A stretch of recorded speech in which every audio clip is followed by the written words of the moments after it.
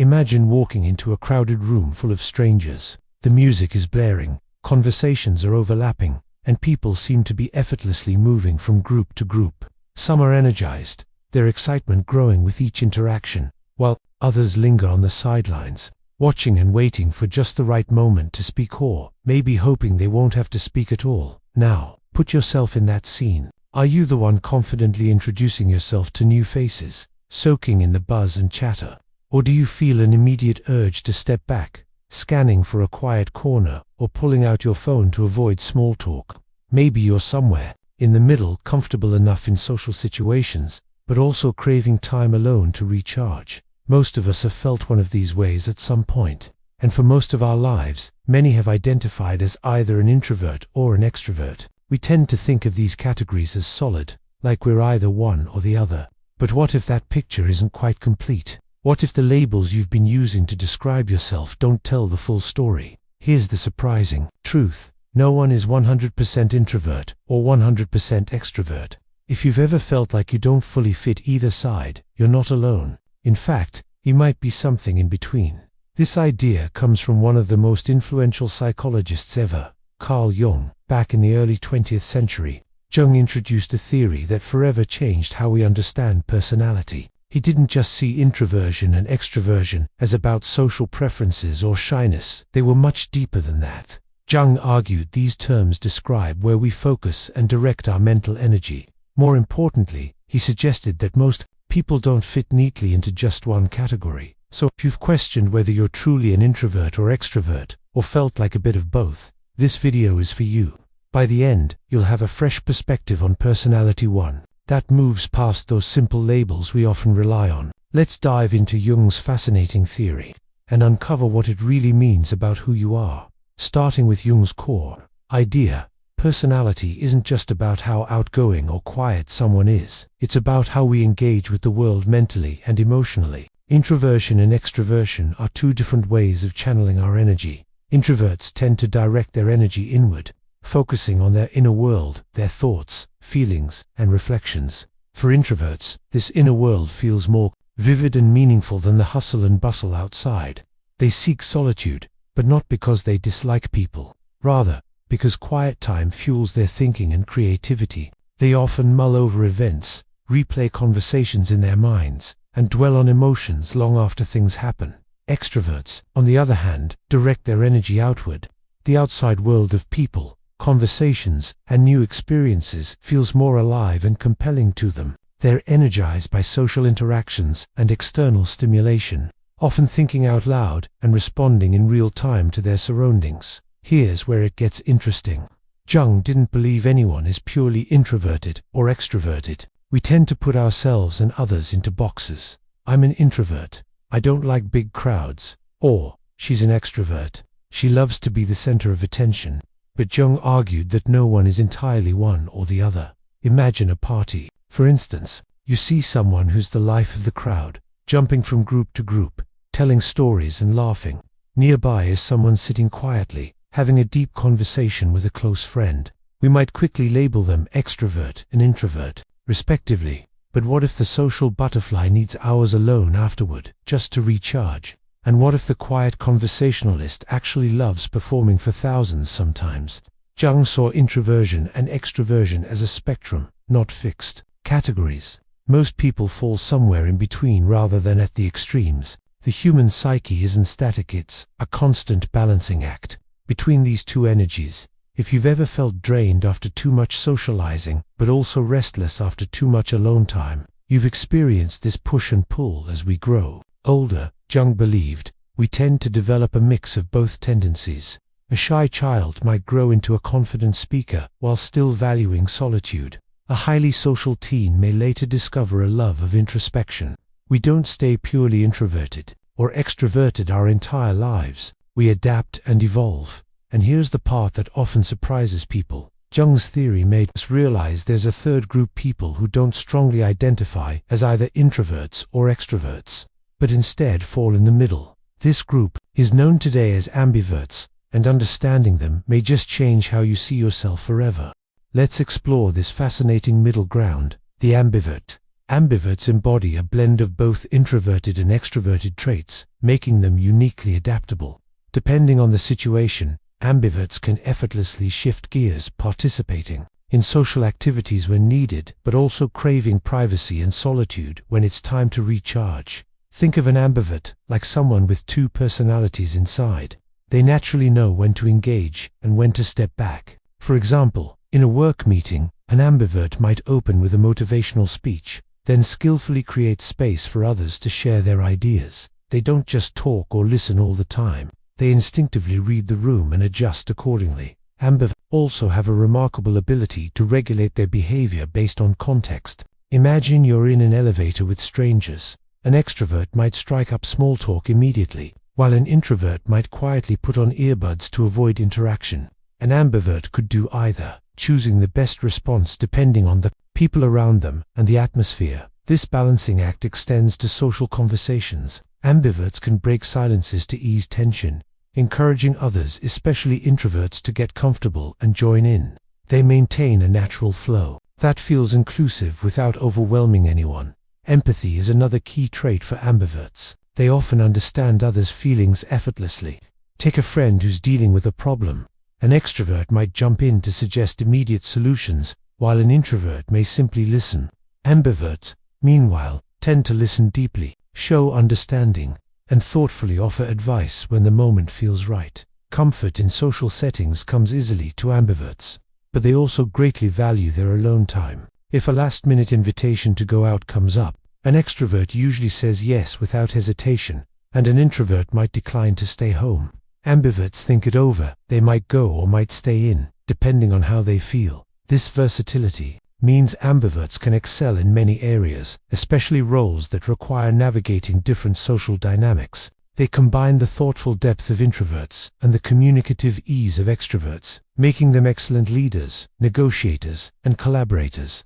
In fact, some studies suggest ambiverts may outperform pure introverts or extroverts in jobs that involve social interaction, because they can fluidly adapt their style to the person and situation. With all this flexibility, ambiverts don't feel boxed in by strict personality labels. Their behavior shifts naturally based on context and energy. For example, they might enjoy a lively party but also need quiet time afterward to recharge. They prefer socializing in moderation, engaging meaningfully but also appreciating solitude. Understanding your own ambivert traits means paying attention to what energizes and drains you. Ask yourself, do I like socializing but also need breaks? Can I be outgoing yet enjoy deep reflection? Do I feel worn out after too much interaction or restless after too much solitude? If these resonate with you, it's a strong sign you may be an ambivert. Carl Jung's bigger message here is that personality isn't rigid. It's not about putting yourself in a fixed box, but recognizing the fluid and dynamic nature of who you are. Many people have been conditioned to see themselves in absolutes, either introverted or extroverted, but in reality, personality exists on a spectrum. The human mind is flexible, and acknowledging this complexity can free you from limiting beliefs like I'm an introvert, so I can't lead, or I'm an extrovert, so I can't enjoy alone time. Instead, you can embrace both sides and grow toward balance. So, understanding the ambivert personality is an invitation to embrace your full range, your outgoing moments and your quiet ones, and use that adaptability as a strength. In the next part, we'll dive deeper into how personality develops over time. Are we born strictly as introverts or extroverts, or do our life experiences shape who we become? Stay tuned to discover how Carl Jung saw personality as a lifelong evolving journey.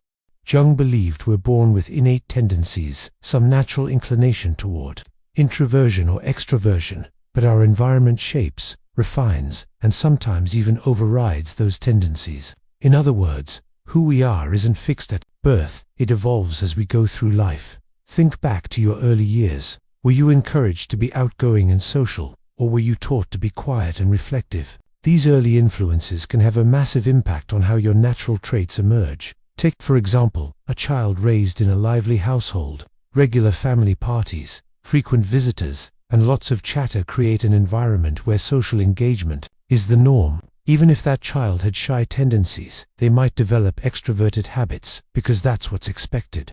rewarded, and familiar. On the flip side, a child growing up in a calm, book-loving home, where solitude and introspection are valued, might lean more naturally into introversion even if they were naturally more inclined toward outgoing behavior. The environment reinforces reflective, quiet tendencies. Parents, teachers, siblings, and early peers all play a role. An introverted child who is repeatedly praised for speaking up and sharing their ideas might learn to develop social skills and display more extroverted behavior. Meanwhile, an extroverted child who's often told to calm down or be more reserved might internalize those lessons and suppress their natural expressiveness. Culture plays a huge role too. In Western societies, extroverted traits, being outgoing, talkative, confiant, are often celebrated. Schools encourage participation. Workplaces reward networking, and social charisma is seen as a key to success. This puts pressure on introverts to act more extroverted to fit in, sometimes at the expense of their comfort. In contrast, many Eastern cultures prize introspection, humility, and calm reflection more highly. In those environments, extroverts might feel a subtle nudge to tone down their expressiveness to align with cultural expectations. Jung emphasized that developing true self-awareness means recognizing how these external influences shape our internal worlds.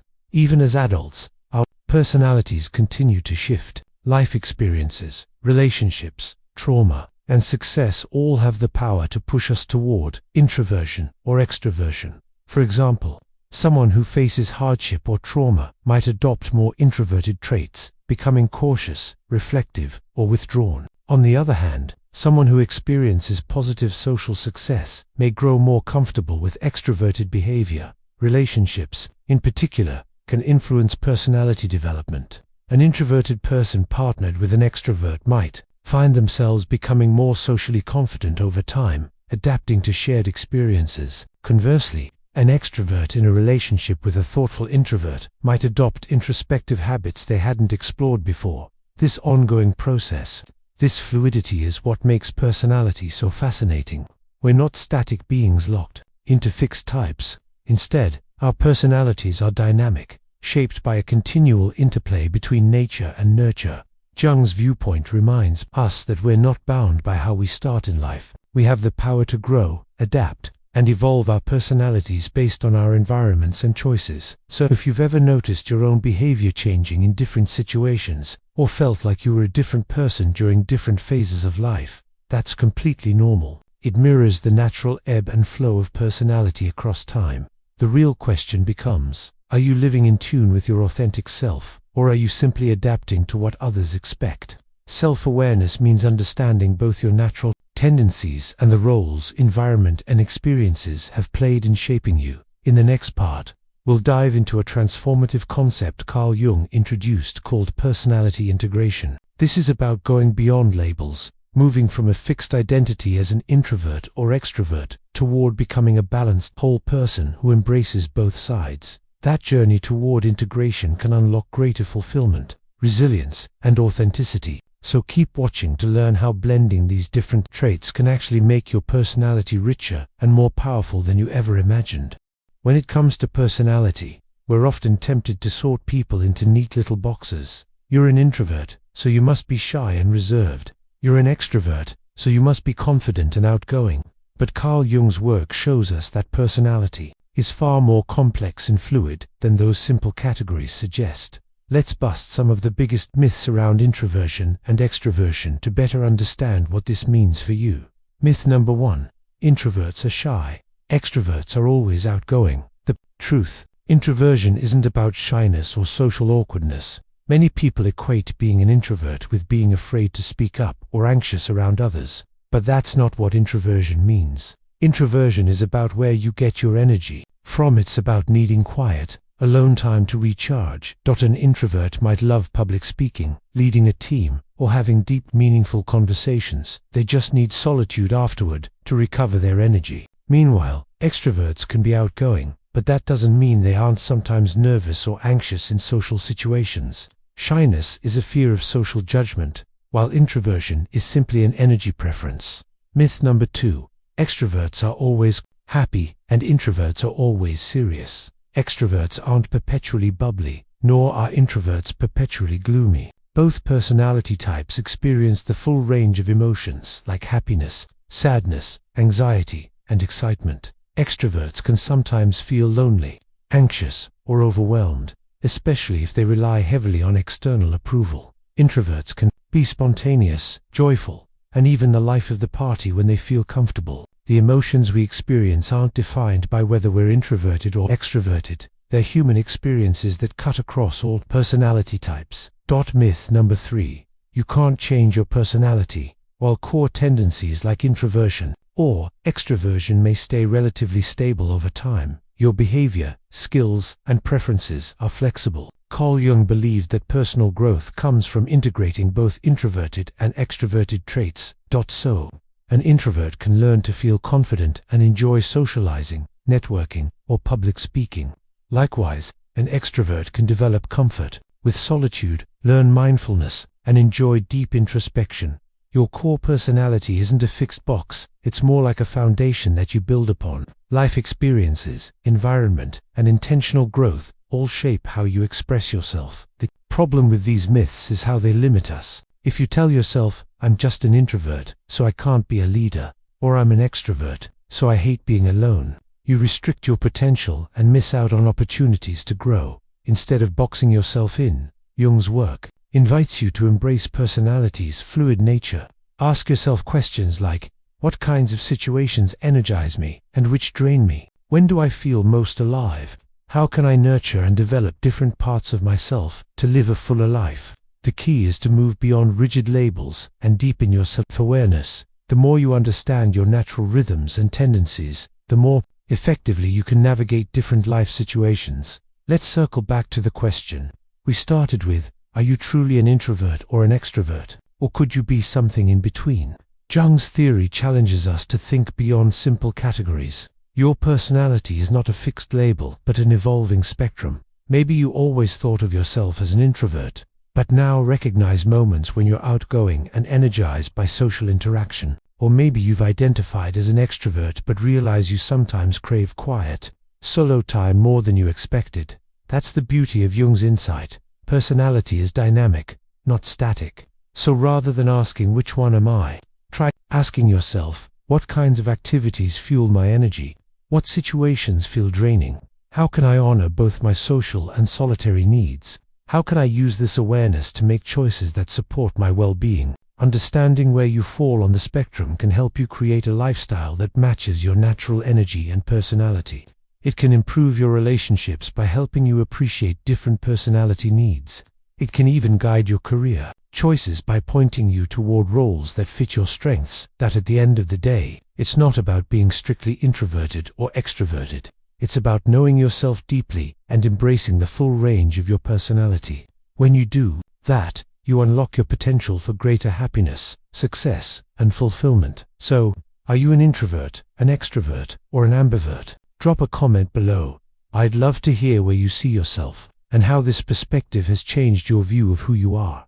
If this video gave you a fresh lens on personality, please hit like, subscribe, and share it with someone who needs to hear this.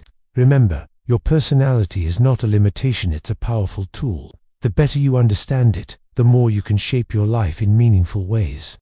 Alright, let's wrap things up with one final thought. Your personality isn't something fixed or set in stone.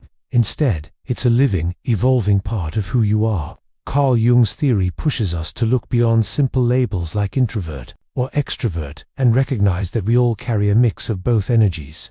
This mix shifts and balances out differently depending on the circumstances, your mood, and where you are in life. Understanding this can be incredibly freeing. It means you don't have to feel boxed in by a label or limited by what you think your personality should be. Maybe you've struggled with feeling like you don't fully fit into the introvert or extrovert camp, and that's perfectly normal. Most of us are ambiverts to some degree. We have moments where we thrive in social settings and others where solitude feels like a necessity. The key is to pay attention to your energy. Notice what refuels you and what drains you. When do you feel most yourself? When do you feel overwhelmed? These clues help you live in alignment with your authentic self instead of trying to fit expectations or stereotypes. Plus, when you better understand your own personality spectrum, it can improve your relationships. you can appreciate why a friend who is an extrovert might need extra social time, or why a loved one who's introverted might need space to recharge. This awareness builds empathy and smoother connections. Your career path can also benefit from this insight. Some roles favor extroverted traits, like networking and public speaking. Others may lean into introverted strengths, like deep focus and independent work. If you fall in the middle, you might find yourself equipped with the flexibility to excel in a variety of settings. Finally, remember that true growth often comes from blending these energies, not just swinging toward one side or the other. Jung spoke of this as personality integration, the process of becoming a more whole, balanced individual by embracing and harmonizing all parts of your psyche. So the next time you wonder about where you fit on the introvert-extrovert scale, it might be more helpful to think about how you can nurture both sides of your nature and how that balance can serve you best. I hope this deeper dive into Jung's theory gave you a fresh perspective on personality and maybe even helped you feel a little more seen and understood. If it did, don't forget to hit that like button, subscribe if you haven't yet, and share this video with someone who might benefit from it. And if you're curious or have thoughts about your own personality journey, drop a comment below. Keep this conversation going. Thanks so much for watching. Take care of yourself, and I'll see you in the next video.